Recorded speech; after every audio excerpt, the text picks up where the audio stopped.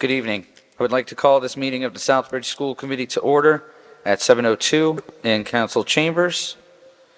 Just to make sure the public is aware, this meeting is being recorded by both audio and video means. I will go ahead and do roll call. Carla De La Cruz Davila is excused. Brittany Davison. Present. Steve Kipinski. Present. Martina Shea. Present. Maria Torres. Present. Norma Tisnick. Present. And Andrew Murch. I'm present. We do have a quorum. We'll move on to agenda item number 2, the Pledge of Allegiance. Allegiance to the flag of the United States of America and to the republic for which it stands, one nation, under God, indivisible, with liberty and justice for all.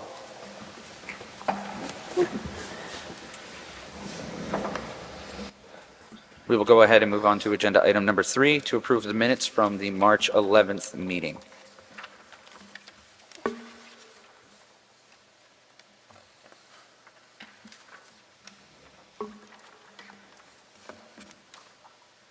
Do I have a motion to accept the minutes?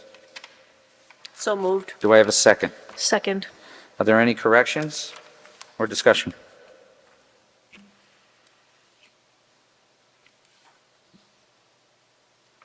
Seeing none, all those in favor? Any opposed? It is unanimous of all present. We will move on to agenda item number 4, the chairman's announcements.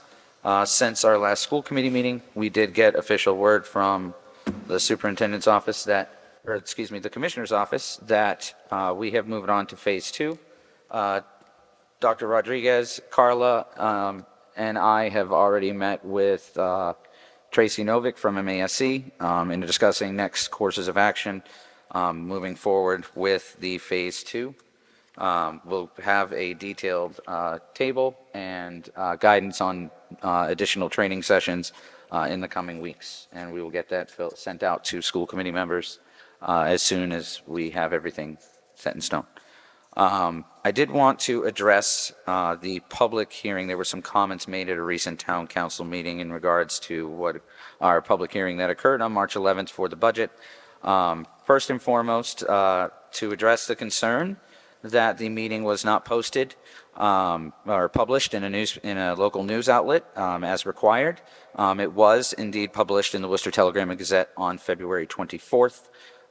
You can search that through the Worcester Telegram and Gazette's website, and it will bring you right to that public hearing notice. Also, as far as the ability to ask questions, there was a member of the public who did come up and ask a question and then vacated the podium back to their seat.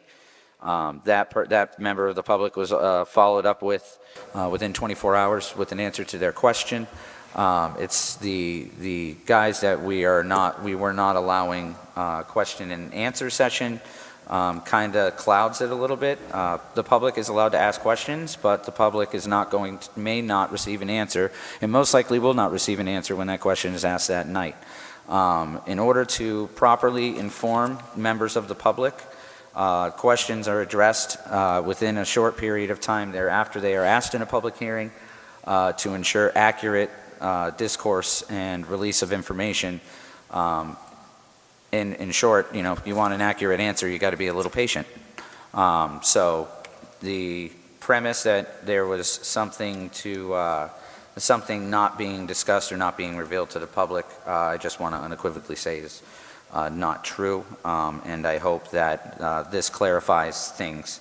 Also, I want to discuss the unfortunate passing of a young educational assistant, Ms. Kylie Jackson. She did work for our school district. Her obituary was published on Facebook. She had worked with the district for a short period of time, but anybody knows that when you have younger students, that a positive role model can be very impactful, even in a very brief period of time. So my condolences to Ms. Jackson's family and colleagues and friends and my thoughts and prayers are with them, and I would like to observe a moment of silence in her memory.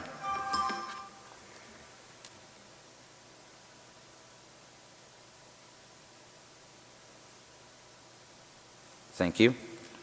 And one last item and topic, as everyone is aware, Dr. Villar will be resigning effective at the end of this month. A new interim receiver has been appointed, Mr. Metzger, who has worked with us for quite some time. And we have, Carla and I have already met with Mr. Metzger, and we've already discussed kind of just moving forward. The way that Carla and I are approaching this and is that we want to work with the seat in that position, not necessarily the person that's in it. That's true collaboration. It does appear, after speaking with Dr. Villar, it does appear that he is leaving our district to go to be the superintendent of a newly created regional school district in Connecticut. It does appear that he did interview for the position right at the beginning of January. So to make sure that information is accurate throughout the public, his decision to leave the district to start seeking employment elsewhere was active at the beginning of January, so therefore was not a decision made after the town council's vote of no confidence. So it does appear that the town council's vote of no confidence did not have any bearing on the decision for Dr. Villar to pursue other opportunities. I do want to thank Dr. Villar. He's the only receiver that I've worked with in the 6 years that I've been on the school committee since 2019. I've never had a meeting turned down, and he has always been willing to meet with me even under difficult circumstances, especially within the last couple of years. We did have a good working relationship, but we also understood where understood where each other stood, and we still managed. We said our pieces and we shook hands at the end of the day and moved on to the next thing. And I do look forward to having that same kind of relationship with Mr. Metzger, because at the end of the day, a good collaboration between school administration and the school committee means we have positive student outcomes, and we have a great and effective school community and a good climate and culture throughout. So I personally am looking forward to working with Mr. Metzger, and I would encourage members of the school committee to set up meetings with him through Ms. Judy in the coming weeks. It's good to kind of start off fresh and have a positive beginning to this new collaborative effort as we move through the DESE Expected Action Plan. Agenda item number 5, public input. Is there any member of the public who would like to speak with the school committee this evening?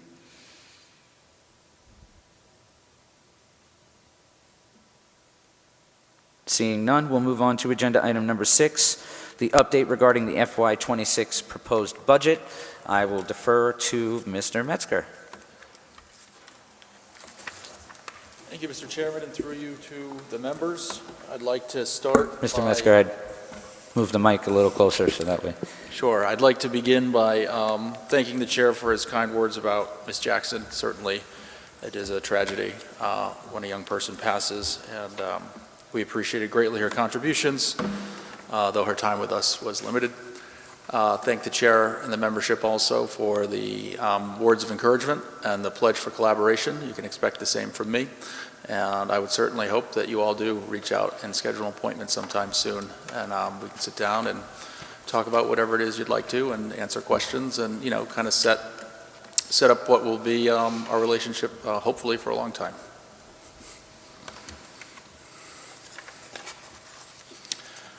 I am here to provide a few updates to the committee. As you folks are aware, we experienced some technical difficulties right prior to the meeting start. For those watching at home, I do have a presentation. I provided copies to the committee. The chair and I will also resolve to get the presentation posted on the Southbridge Public Schools website for anybody to take a look that would like to. So the first order of business for me is to provide you folks with a fiscal year 2026 budget update. We, in collaboration with the town manager's office, and a special thank you to Mr. Jovan and Mr. Iacobucci, we sat down and worked through a few questions and differences of opinion regarding the proposed spending plan for FY26. I think it's important to remind the committee and citizens watching at home, the budget process from the beginning of the calendar year through the final passage through the House and Senate and resolution in the conference committee is a fluid process, and things can change, appropriation levels can change, et cetera. In this evening's case, the school department, in our initial presentation to the committee, was using the fiscal year 25 actuals on a couple of different categories: charter tuition assessment, school choice tuition assessment, state special ed assessment. Again, in collaboration with the folks here at Town Hall, we did decide it was more appropriate to use the figures provided in the governor's, House 1 proposal at the beginning of the year, which did see an adjustment in each of those categories.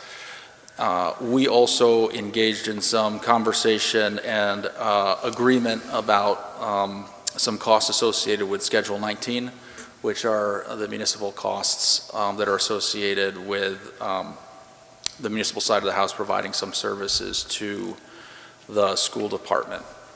So the good news there is that it does reduce what we need from the town above the Chapter 70 appropriation for the upcoming school year, and that figure has been lowered now to about 1.7 million. The adjustment will not impact teaching and learning in any way. It doesn't reduce the number of teaching or other support positions that are student-facing. In fact, it doesn't call for the elimination of any positions, whether they be student-facing or administrative. We did, of course, reduce some positions by choice in this upcoming year's spending proposal. What we will do is reduce some money that we have targeted for out-of-district tuitions and contracted services. The good news is that we will be in pretty good shape in terms of special ed circuit breaker money and extraordinary relief funds in the upcoming fiscal year. So we are prepared if we see a few increases in costs related to the lines in which we're reducing as part of the overall spending plan. The fifth slide in the presentation just recalculates based on the adjustments made in the proposal, the categories and the percentage of general funds that go to pay for, the various categories: people, equipment, curriculum, supplies, etc.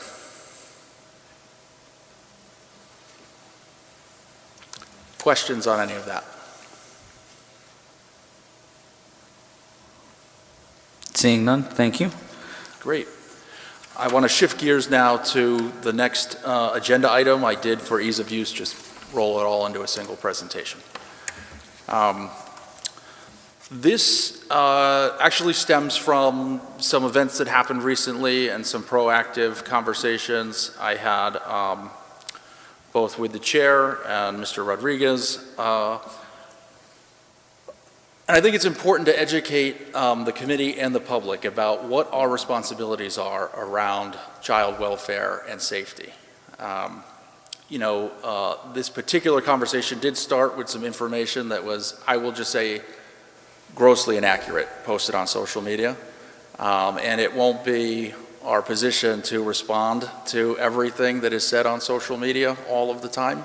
But I think it's important to get the facts straight for all of us about all of the steps we take to keep our students safe in schools. Because I want you all as a committee to feel confident to be able to say to the public, we have policies and procedures in place that ensure, that, the adults that are charged with the care of your children are doing the right things. So, it begins in the hiring process, right? Every applicant we have for employment for every position in our school system, whether it's a teacher, a principal, a central office administrator, a food services employee, a custodian, a maintenance worker, everybody. It is the expectation that the line manager reaches out and confirms professional references, okay?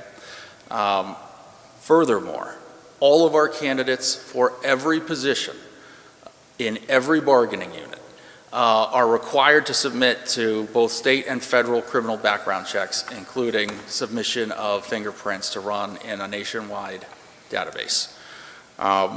We, in fact, were randomly selected last school year for an audit from the Federal Bureau of Investigation and from the Executive Office of Public Safety, and found we are in total compliance with our background check policies and procedures. All right, so this is before we even agree to bring you on as an employee. You've gone through a couple different tiers of screening process. Once you are hired as an employee, again, this is a standard for all employees, all bargaining units, all groups.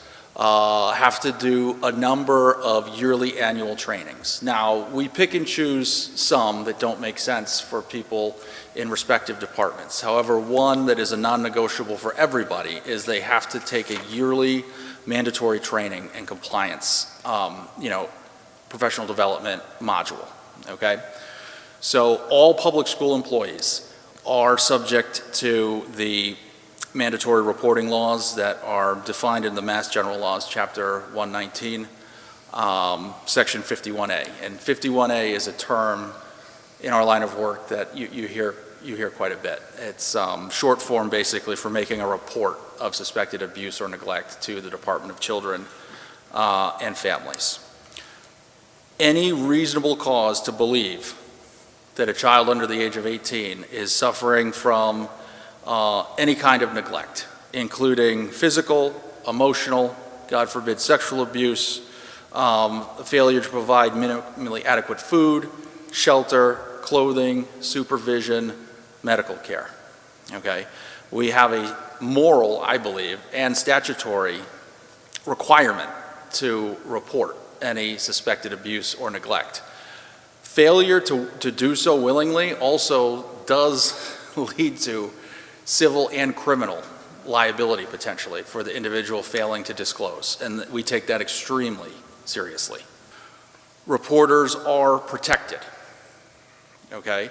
If a member of the staff files against me and it's in good faith, I'd be perplexed, but there's no retaliation. It's against the law to retaliate. And failure to report also can lead to civil and criminal penalties for an individual found to be responsible for failing to report. They are confidential, right? Any member of the public can call and make a report, and the identity of the reporter can only be revealed with their consent, okay? Schools are expected and required, again, to provide the yearly training. And I put a hot link in the presentation. When you guys have the digital copy, you can go right to the training that everybody does. And honestly, all of our mandatory employee trainings are on the school website under the Human Resources Department. Again, even if somebody makes a report in good faith and it's found to be without merit, which is honestly what we hope to be the outcome for the sake of the child, right? They are not held responsible or liable in any way. I think it's important, and this isn't in the presentation, to note that we often, if there's even room for a shadow of a doubt, will self-report to the Department of Children and Families based on information we receive from students, family, employees, etc. We say, hey, we are making this information available to you. How can we help in your, investigation of this matter? And we comply completely. Again, like I said, everybody needs to take the training every year, and they must sign off that they've taken the training and understand that they are responsible personally, civilly, and criminally for complying with the guidelines. We also have an employee handbook that every employee, all units, all groups, is required to review and sign off on every year that, among other things, speaks to strategies about what employees' responsibilities are around issues around bullying, discrimination, abuse, neglect, etc. Our staff that work with our neediest students also receive an additional annual training known as Safety Care, which is a de-escalation training and curriculum. It focuses on verbal de-escalation of any crisis situation as the first measure, right? Safety Care additionally, and the employees have to recertify on it every year, does have a physical management component. The standard around physical management of any student is there must be a reasonable fear of imminent harm to the student or another individual in proximity of the student. Hands on a student is always in this school district and every school district in Massachusetts a last resort, okay? And when and if physical management is required, again, under the umbrella of providing safety to the student and every other individual in proximity of the student, we log all of that, as is required by the Department of Ed, forward any and all relevant information anytime it's requested to the department and any other state or federal agency. We do expect and in fact require our employees to be on the lookout for abuse and neglect. We require them to make report. If they witness something or have information secondhand about something, they should call and file a report themselves. They should also loop in their building principal, who will also make sure that a report is filed. If, again, heaven forbid, they think the information involves the building principal, they should reach out to a central office employee, the assistant principal, anybody on the district administrative leadership team, and we will make sure that the information is filed and that, we handle the situation appropriately. Appropriate handling of the situation often includes putting an employee on administrative leave while we review the information, the allegations that we have to ensure that nobody is doing anything intentionally that would put children in harm's way.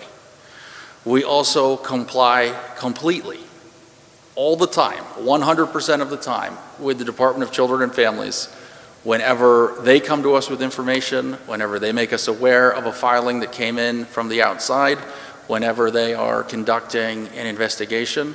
We would also always, as a matter of practice and principle, comply with any other state or federal or local agency that was tasked with investigating allegations about mistreatment of a child, okay?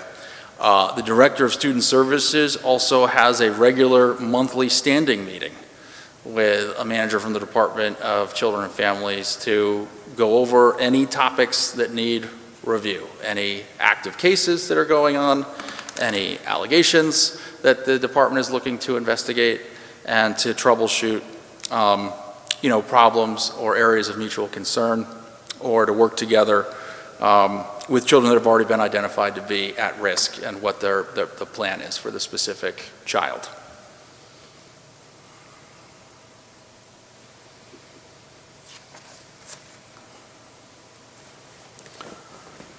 Well, an ounce of prevention is worth, a pound of cure, right? And I know, we do a number of things in the district on a daily, weekly, monthly, yearly basis to ensure the social, emotional, and physical well-being of our students. A few examples include our focus on positive behavioral intervention systems. We once again have been rated a gold school district by the University of Connecticut. We want to recognize and reinforce positive behaviors from our students who then model it for their peers. We have agreements with the Cartwheel program to provide free mental health services to students and families that otherwise could not access or afford such care. The Southbridge Care Grant project supports high school student mental health at all 3 tiers, right? We talk about the 3 tiers of intervention. We have attendance teams in each building that work collaboratively with families and at times even conduct home visits in an effort to form partnerships with home to overcome barriers that are preventing regular attendance at school for students. Our school-based counselors work with families to connect them with local social service agencies to, again, help get them access to any services that they or their child need. And of course, like every school district, we have universal, free feeding programs for our students. We believe strongly, you have to, the students have to be available for learning. They have to be secure. They have to have food in their stomach. They have to have clothes. They have to have access to mental health services. And we stress all of that work in the things that we do every day. We are in the middle of a multi-year agreement with the BRIGHT program. Again, the purpose of the BRIGHT program is to help kids transitioning and families transitioning back from mental health or other types of crises, to provide them with tiered support, and interventions, again, to make sure that the student has what they need to be successful in our schools. Some thoughts for the committee to consider and for the people at home to consider. Statements and claims on social media are often not true. Our students, our families, and our employees have privacy rights. Students' privacy is protected by FERPA. Employee personnel records are an exempted category from the Freedom of Information Act. As tempting as it may be to respond publicly on some of these platforms at times to outrageous claims, there are privacy laws that protect these folks. We cannot engage in a public back and forth. Anyone that has information should report it to the proper authorities. And we will deal with it, and we will deal with it seriously. As many of you on the committee know, my role previous to becoming the next interim receiver is I was the head of the human resources for 3 years in the school district. I can tell you unequivocally, because I am responsible for it, we follow up on every claim. When we have even a shred of a preponderance of a doubt to allegations or employee conduct, make sure that until all claims and allegations are cleared, that they are not even near children. And, we will terminate the employment of anybody that fails to comply with our most crucial charge, which is the safety of the students. We do receive reports at times that are retaliatory based on things that have happened in the school or with a student or with a situation. Even then, we make sure to follow the process. My goal in sharing this with the committee and the public is to reinforce how seriously we take this. And we have nothing to hide around issues of student safety. To the people that post things irresponsibly online, I would suggest the people's names you're bandying about are people too. And it's really not fair. It's really not fair. Questions? Ms. Davidson. I always have questions. Sure. Going back to the budget for just 1 second. Of course. Is there a date set yet for the presentation to the EHS? Not that I'm aware of. Okay. And back to this portion of it. So I had sent an email to you, and I appreciate you responding, as well as Juan and Chairman Murch. Sure. Can you just clarify for the public what, because there was some comments made through social media about suing the school committee and such, clarify what our role is in these things and like the knowledge that we would or would not have for these types of matters? Sure. So I would say the responsibility you guys have is, you don't have direct input into like issues around employee investigation or discipline, or student investigation or student discipline. I think what I would like to see is that you guys, as a committee, feel comfortable that we are doing all of the things I'm saying that we're doing, and to, if you're going to engage with the public around an issue, to say, we know there's a policy and a procedure, and we trust that the things that need to be done are being done. Another thing I would respectfully suggest to the committee to do is if people are contacting you, and I'm sure they do, right? Direct them back to the school system. And we're happy to answer questions. We're happy to engage with families. We're happy to reassure them that we're doing the things we need to do. Around this particular incident, I know that the principal of the school sent out a communication to families. He had some people come and ask to speak with him, just to be reassured. And he was happy to do that. We are happy to let people know what our policies and procedures are, what steps we're taking to keep students safe. What we cannot do is get into a situation where we're talking about an individual. We can't talk to them about any child but their own.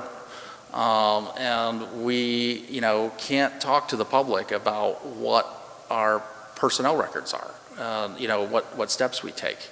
I would tell you, in an extreme situation in which there's like a major issue, where there's likely, criminal and or civil liability to the district, we would go into like an executive session to talk about that in greater detail and what our approach and strategy would be to resolve the situation. Again, even when the committee goes into an executive session to discuss those matters, it's not something we can then go out and comment publicly about. And I would caution that the use of executive session is like in an extreme circumstance, where we know a criminal law has been violated, or, we know that there's potentially huge financial implications to an error that's occurred in the system. Does that answer the question? Yes, thank you. That's all. Anybody else? Member Shea and then Member Kabinski. I'm going to ask the question I keep asking. We've tried so hard in the Southbridge school system to build up our mental health and our food service and so many other services that we provide for our students. And every day I hear on the television that the people in Washington are talking about removing the funding. I actually heard one thing that said that if a school system taught DEI or used it for any reason at all, that they could lose funding. And I guess I just want to keep on top of that. I appreciate the question and the comment. So I can tell you to date, our funding has not been impacted by any of the recent activity in Washington or, policy decisions that have come out as a result of the current administration. I would make you guys aware as soon as that information changes, potentially. And I think sometimes there's a misunderstanding. We teach the curriculum. and the curriculum is approved. And there are things that are good practice, you know, treating people with respect, you know, recognizing and celebrating differences that are a part of good teaching. But we don't ever say, and I taught high school and middle school.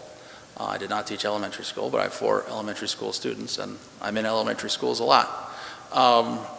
There's never a point in any grade level where we say, okay, I'm going to stop teaching calculus right now, and we're going to talk about DEI or, you know, whatever other political issue there is, right? We teach the curriculum, and we do use responsible instructional practices and community building. And if that's wrong, somebody should come and tell me that's wrong, because I disagree. As I said, we worked so hard for so many years to build up a good curriculum, to build up these mental health, this particularly services for our students, to make all of our students welcome and feel welcome and be part of our school system. I'm just going to keep asking this question. Please do, because I think it's, and I'll keep saying, the most important thing we can do is everything we can to make sure that every student feels comfortable and is ready and available to learn every day. Member Kempinski? Yeah, concerning complaints that you mentioned earlier, I've been dug deeply, and you would probably encourage me not to do so, to see any of the social media content. So when we listen to stories here, these are the only ones I'm familiar with, and sometimes when those stories are being related, they're very well done, they're dated, they sound very accurate, there's a lot of thought given, but it always occurs to me that if any of this is true, it seems like it would be far more difficult to not have reported what's being told in someone's retelling of what happened than it would be for them to just follow the policy. So we're hearing, again, some of the highlights of the policy. Besides retaliatory, what other reasons would there be for these types of very, you know, from my point of view, maybe I'm naive, but very heartfelt sentiments that they don't seem like there are people who are looking for trouble. It seems like they just want their child to be taken care of, and they seem very rudimentary on the surface. Sure. I appreciate the question, and it's a challenging one, and I think one that we wrestle with too. So when I say we have zero tolerance, we do have zero tolerance. Now, does that mean in this or any other school system that things don't happen sometimes that are unpredictable or out of our control? They do. They do happen sometimes. And sometimes members of a staff make terrible errors in judgment, right? Sometimes, oftentimes, there are so many layers to a situation that are going on with a student in crisis or a family in crisis or a staff member in crisis, which is why it's important to take a look thoroughly at. So I don't want to say this or any school system bats 1,000, right, on any metric, right? There are times we get it wrong, or individuals fall short of expectations, and we deal with it. You know, sometimes it's a matter of perception. Sometimes it's attention-seeking behavior. Sometimes it's a cry for help. You know, every I think one of the interesting, intriguing, and at times enjoyable and at times frustrating part of our field is, we don't deal in widgets. We deal in human beings, right? And every human being is different. And they come from a different set of experiences. And, even in this room, all of us may experience the same event, but we bring different perceptions to, the conversation and to our life experience. So, we are charged with sifting through all of that to make sure that at the end of the day, we're doing what we can to keep children safe. I will say too, sometimes in every community, I've worked in several school districts, situations do snowball, right? And, as that snowball rolls downhill, right? Something that started as one thing in the court of public opinion and perception turns into something very different when it makes its way to the bottom of the hill. And, we can't necessarily worry about all the snowflakes that are picked up as it rolls down the hill. We got to worry about the people directly involved with the situation and respond to the people that are directly involved in the situation. And it can be tricky, and it can be emotional, and it can be frustrating for all parties involved. But, we resolve to always do better. We take a look at every situation that unfolds. We take what we believe is appropriate action. Then we debrief and think, how can we do it different, better the next time? I mean, those are the expectations we have of our students, right? So that is the expectation we should have for ourselves. Are there any other questions? I think I have one. Sure. Oh, you're, So, and I'm not sure if I can ask this or if you can answer it, but I am. How many incidents in a year, of your knowledge or wisdom, these incidents happen? Like, how many times a year do you get a report on the consistency of a parent not being heard or their child not being cared for, as you stated, safety? Mhm. So how many reports in a year would you say this happens?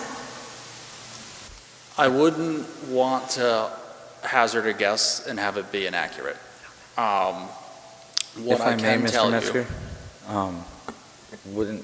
just a quick question before you answer the question. Sure. Are records, and the only reason why I'm saying this is I don't want to put us in a bad situation. Absolutely. Because it's a good question. But are records like that, are they private to where you can answer this question in a public forum? Or would the more responsible thing be to follow up and answer through individual communication? I just don't want to put us in a bad situation. Sure. It's not that I don't want your question answered. I respect I just don't want us to Yeah, no, and break any rules. I appreciate that. I appreciate your initial question, and I appreciate the care with which you want to approach the conversation. So I can tell you, like, I didn't tonight bring a stat log, right, for you, so I couldn't speak to it. What I can tell you is, as a school system, I mean, we get information all of the time.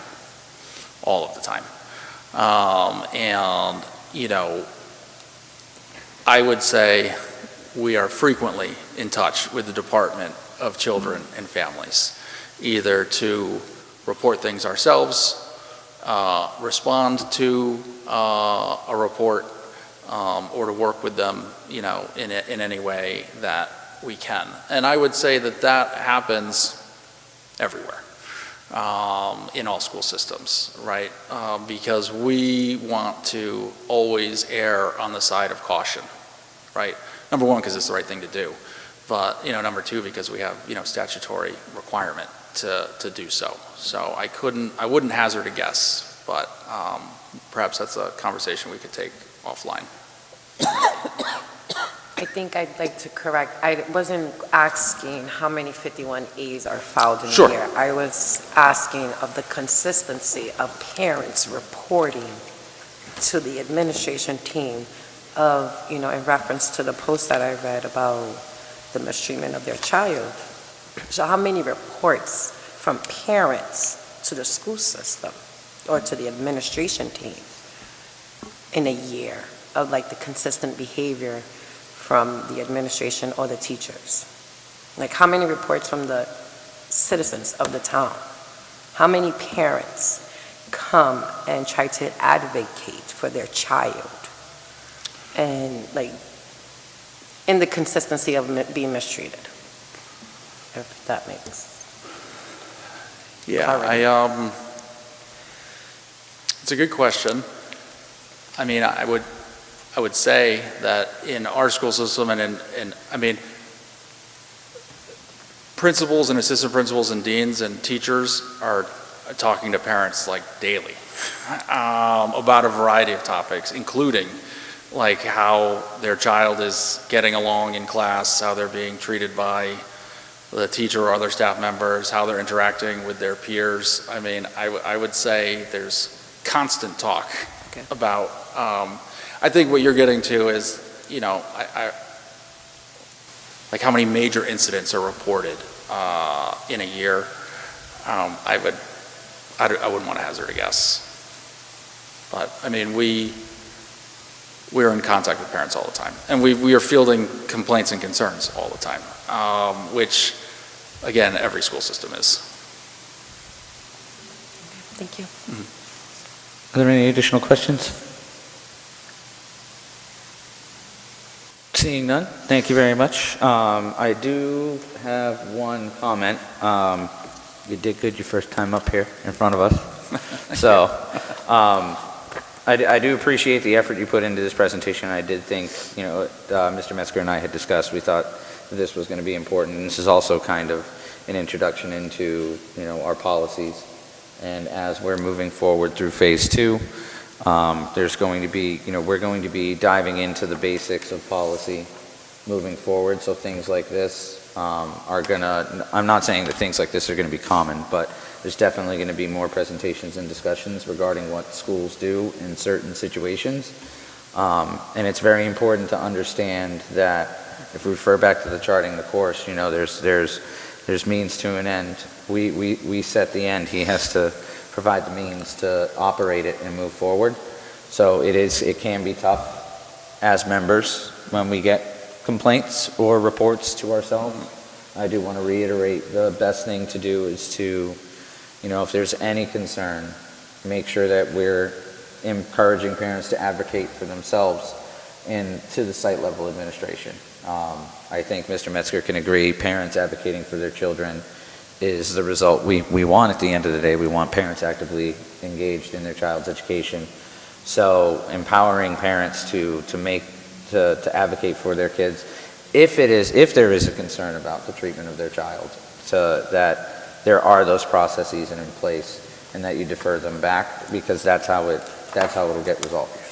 And honestly, the more parent engagement we have, the more just general transparency on how things work, because things do travel word of mouth. So, that will help also if there are questions. Parents themselves, through their own experiences, would be able to answer other parents' concerns and provide testimony to how they went through it. And again, establishing that community within the school system. So it's tough. We want to have all the answers, and we ran out of passion to help our students and to help parents. But sometimes the best thing for us to do is just defer. It's just the responsible thing to do. But I don't deny that, it's not a difficult way to, it's a difficult circumstance to be put into, because you want to, and you want to do more. But at this point, the way it would work in a school system is we put him in charge, and he's got to deal with it. And he's got to make sure that what policies the policies are updated consistently, and that they're implemented consistently, and that there's effective communication, and I do feel that there is. So I did want to make that comment, and I do appreciate gathering this presentation this evening. We will move on to agenda item number 8, discussion of progress meeting expectations as outlined in the DESI plan to build the school committee capacity. I gave you the free pass last time because you were a new member, but I'm going to start over with you, Member Tisnick. To To be honest, I don't have much of an update for the month of March, other than sitting in on some, I think they're MASC table talk Zoom meetings. I've sat in engaging with the public. I did sit in another round table, and I cannot tell you the name, my apologies, but it was an effective training, and that's all I have. So would you say that this mainly has just been participating in trainings, and you've also engaged with the public in a separate meeting? No, Or has this kind of just been all? So it's just the MASC trainings that they have available for the committees. And I just signed up, and there have been like noontime round table talk. So I've been able to engage with other districts on that topic, engaging the public. Awesome. Follow up to your appointment. When you were appointed, you were asked the question if you would run for election. Did you pull papers for the school committee? I have. Awesome. That's what I like to hear. All right. Do you have anything else, or is that all? I don't. Thank you. Member Davison. Okay, yes, I do. I had a meeting scheduled with Dr. Villar last week, but unfortunately that had to be rescheduled. He wasn't available, so that is going to be rescheduled for the end of April. I don't know if Mr. Metzger will be there, but hopefully. It would be nice. I have my final 2 tours scheduled for this Friday with Maria. We're going to go visit West Street and Southbridge Academy, and then I will have toured all of the schools. I did attend an Education Law and Society webinar series about state takeovers in Houston that was sent to me from one of the Lawrence School Committee members. And although it sort of was about Houston, there was school committee members and community members from all over the country that were there. It was a great informative webinar with great discussion, so I did appreciate being informed about that. I also attended a Dudley CPAC training, which was also very informative, that discussed early intervention and how parents can then connect their children with resources at the school once they start attending. So that's something that I will connect with our CPAC for training at some point in the next couple of months. I had another meeting with Dr. Ward and the 2 co-chairs of the Southbridge CPAC meeting last night to help them understand what the CARES program is, for those who didn't know. So we're in the process of inviting her to a CPAC meeting, probably in May, to do a presentation on what the CARES program is for the community, as well as discussing some potential trainings that she can offer for the committee to help us get some parent engagement in the CPAC. So it was a really productive meeting, and I know she's coming to the district this Thursday for other business, but we'll also ask about coming to one of our school committee meetings to do a presentation as well. And then the next scheduled CPAC meeting is next Monday at 6 p.m. At the library, but there will also be a virtual option. I don't know the address to that, but on social media it is shared, and if anybody wants to know, they can email me, and I'll be happy to provide that link for the CPAC meeting. And that's all. I've got to say, earlier this year, we had communicated via email earlier this year with this term with Dr. Villar about potentially having the CPAC liaison. And there was opinions that didn't necessarily agree with each other. But at the end of the day, you know, we opted to vote for you to be our CPAC liaison, and I've got to commend you on how you've taken to the role very, very well, and what it's done for the community as far as to get things up and running. I've been on the school committee for 6 years, and we haven't had an active, really truly active CPAC.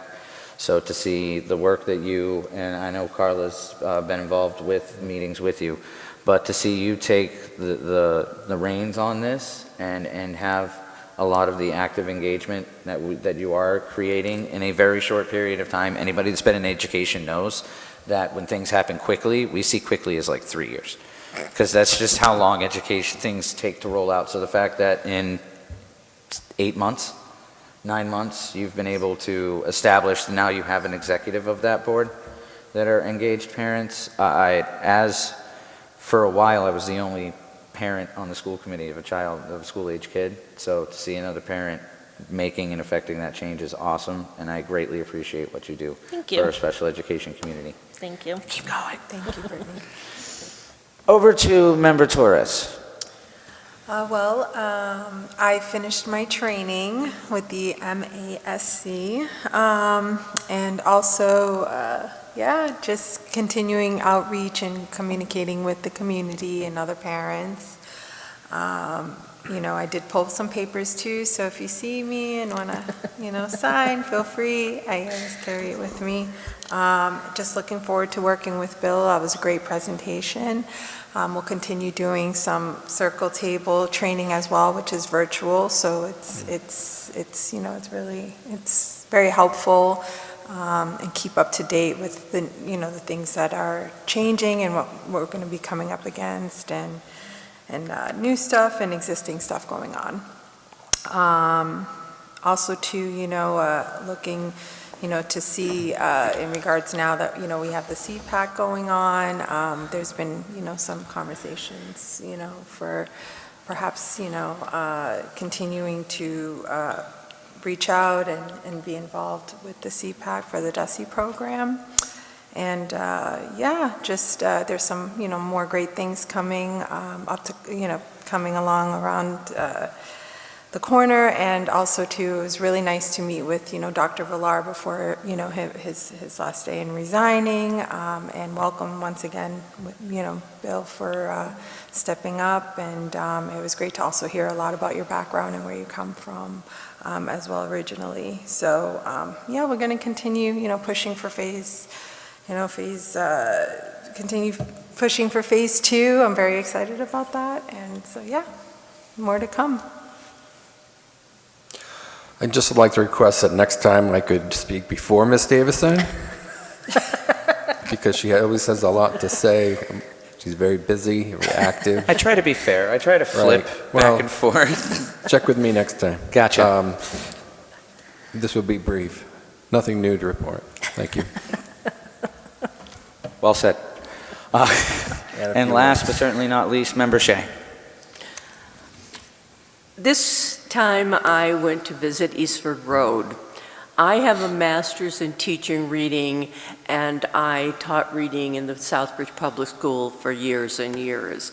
And I thought, instead of just kind of walking around the building and not kind of interacting with what was being educationally done, I specifically asked to see reading groups.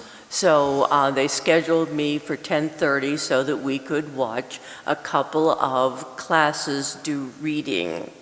I was with Dr. Villar, Kelly Williamson, our assistant superintendent, Bill Metziger was with us, and Kelly Gelano, the principal.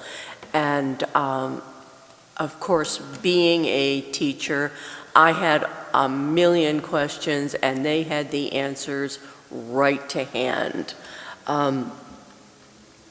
As you know, we're using a series Wonders. We've been using this for quite a while. It's very heavily phonics-based, but totally integrated with whole language also. I was very surprised at how engaged the students were.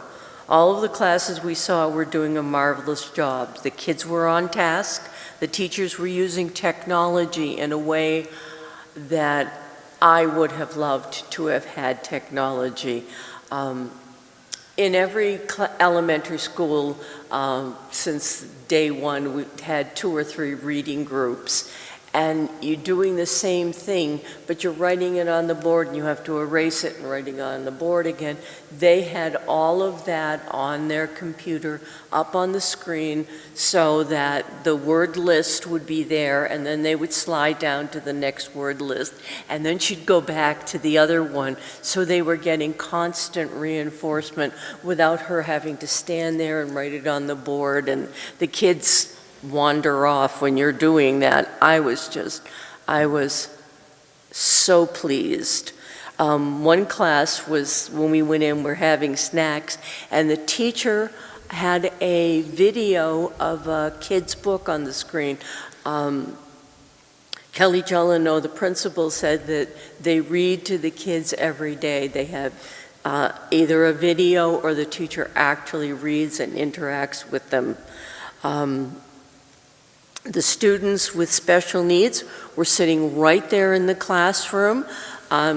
I asked her what that little group over there was. They were totally engaged. They had their associate with them, and they were working on the same things that the other students were working on. Of course, it's a little bit easier in kindergarten and first grade because their abilities and the other students' knowledge hasn't grown that far apart, but they were right there. I was thrilled. We were walking down the hall, and I said to Kelly, I love the bulletin boards. They're so rich. And I said, used to come into this building, and they were literally black holes. And she said, my staff and I have worked on that. Thank you for noticing. So I hear such awful things about our school. I tell you, if I had a kindergartner or a first grade, I would want them in those classrooms with those teachers and with the other students and the materials they had.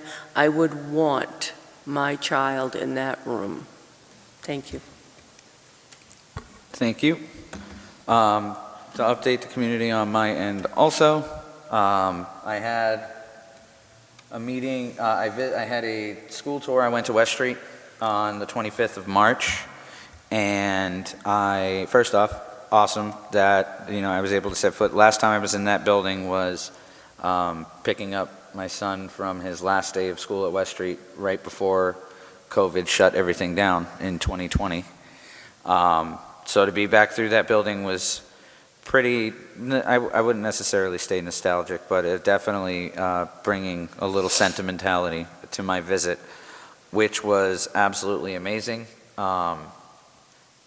Seeing the effects of the PBIS and what's in that school comparative to when my son was in it, it's only gotten better. It was in a good standing when Taliesin left the 5th grade in 2020, but to see where we've come in 5 years, and to see you could tell that there's a good relationship between site level administration and the staff. It's clearly visible. There's a good relationship. Even sentiments to Dr. Villar, because Dr. Villar was on the tour with us, his announcement had already been made.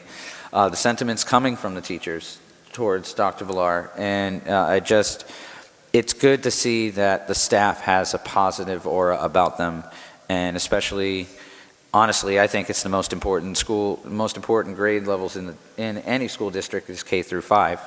Because there's so much that our students have to learn in elementary.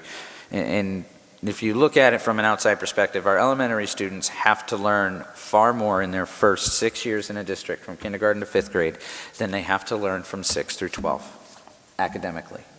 6 through 12 highlights more on different topics, but giving the child the basics from kindergarten all the way through grade 5 is paramount to student successes in the secondary schools.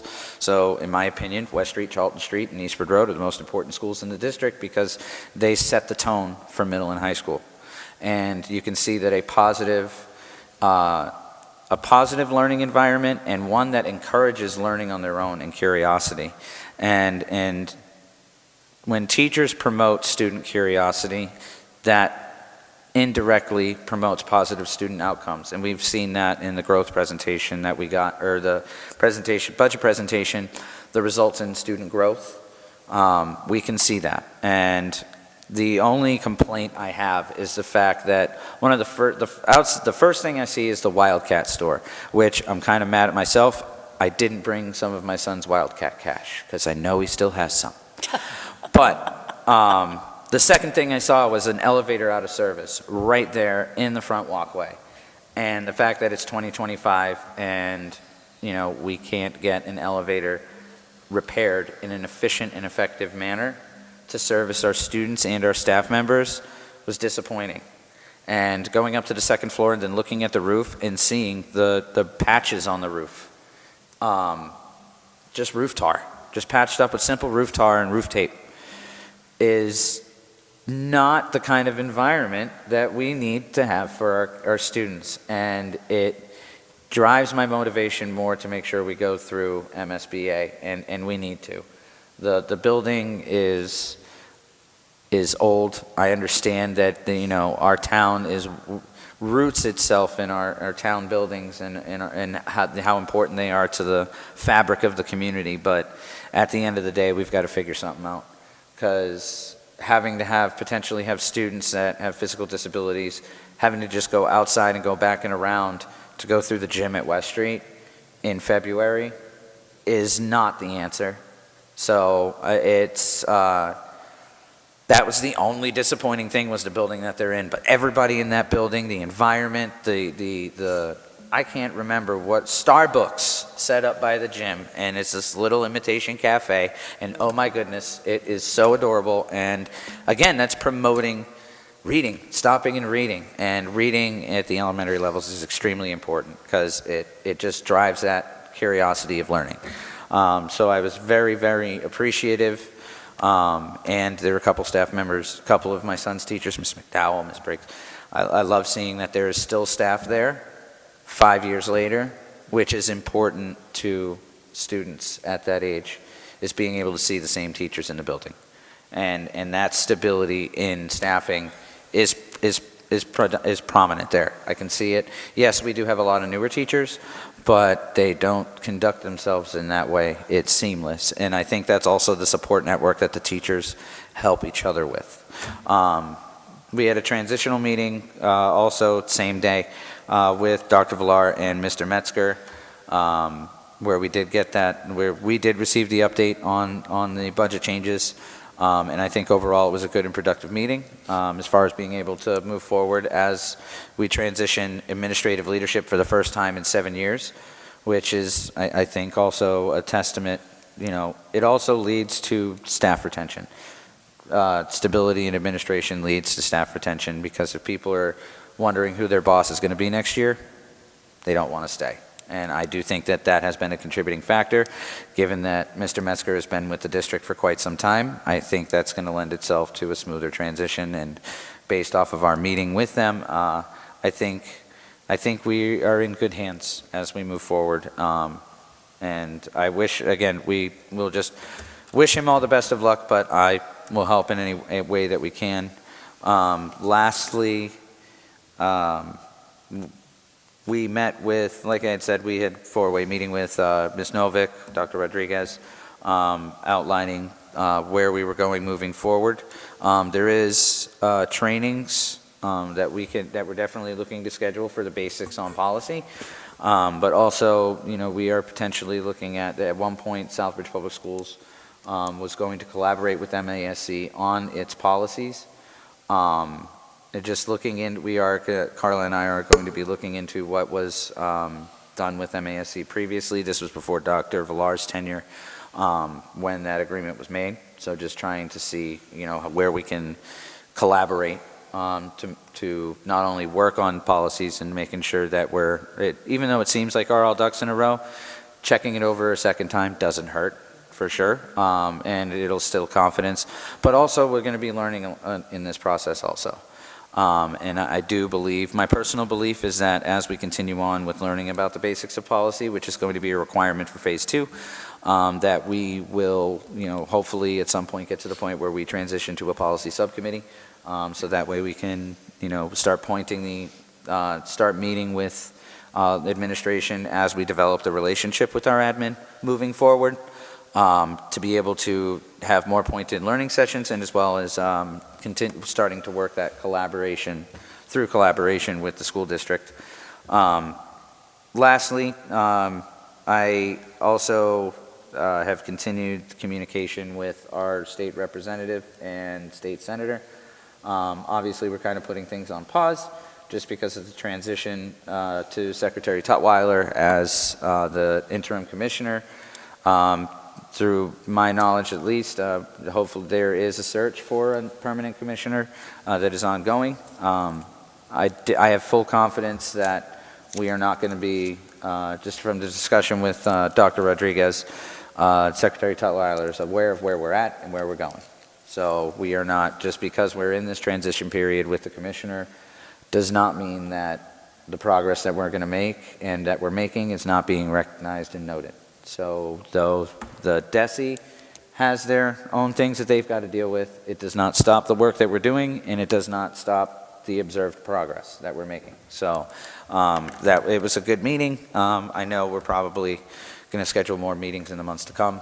But also, I would, in part of Phase 2, I would encourage members for the things that you've done this year since we've started, gather that and try to put it together as best as you can, and send it to either myself, Carla, or CC, Dr. Rodriguez. Part of Phase 2 is also the effective collaboration within the community.